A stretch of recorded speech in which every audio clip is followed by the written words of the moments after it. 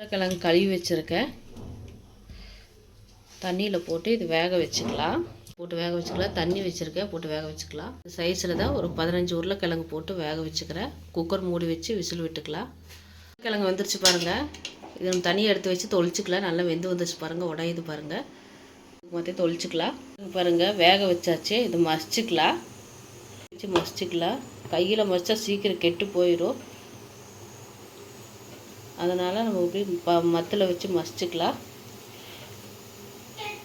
பெரிய பாத்திரத்துக்கு போட்டு நல்லா மசிச்சாச்சு. இது பழைய உருளைக்கிழங்கா இருக்குது, அதனால தான் குக்கரில் போட்டு வேக வச்சேன். இதை புதுசாக இருந்தால் நம்ம நார்மலாக சட்டியில் போட்டு தண்ணி ஊற்றி வேக வச்சுக்கலாம். சட்டி வச்சு எண்ணெய் ஊற்றிக்கலாம். 3 ஸ்பூன் எண்ணெய் ஊற்றிக்கலாம். அடுத்து கடுகு சேர்த்திக்கலாம். வெங்காயம் சேர்த்திக்கலாம். பெரிய வெங்காயம் 1 வெங்காயம் கட் பண்ணி வச்சுருக்க சேர்த்தியாச்சு. வெத்தலை சேர்த்திக்கலாம். இந்த சைஸில் தக்காளி கையில் புளிஞ்சு விட்டு சேர்த்திக்கிறேன். சின்ன தக்காளி சேர்த்துனா கரெக்டாக இருக்கும், ரொம்ப பெருசு வேண்டாம். நல்லா கிளறி விட்டுக்கலாம். மஞ்சத்தூள் சேர்த்திக்கிறேன்.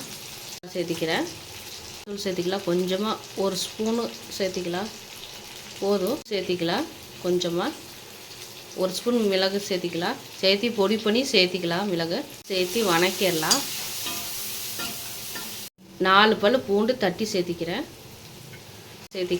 வேக வச்சு மசிச்சு வச்சிருக்க உருளைக்கிழங்கு சேர்த்திக்கலாம். உப்பு எவ்வளோ தேவையோ அந்தளவுக்கு உப்பு சேர்த்திக்கலாம். விட்டுக்கலாம். ஒரு கிளறிக்கலாம். உருளைக்கிழங்கு நல்லா உப்பு பிடிக்கிற மாதிரி நல்லா கிளறி விட்டுக்கலாம். பாருங்கள், உருளைக்கிழங்கு ரெடி ஆயிடுச்சு. நல்லா மசிச்சு நல்லா கிளறிக்கணும், அப்போ தான் டேஸ்ட் நல்லாயிருக்கும். உப்பு காரமெல்லாம் பிடிக்கிற அளவுக்கு நல்லா கிளறிக்கணும், இல்லைன்னா உப்பு ஒரே பக்கமாக போயிடும். பாருங்கள், சுவையான உருளைக்கிழங்கு ரெடி ஆயிடுச்சு. நம்மளுக்கு தொட்டுக்க நல்லாயிருக்கும், டேஸ்ட்டாக இருக்கும். கலவை சாதத்துக்கும் நல்லாயிருக்கும், வெள்ளை சாதத்துக்கும் நல்லாயிருக்கும்.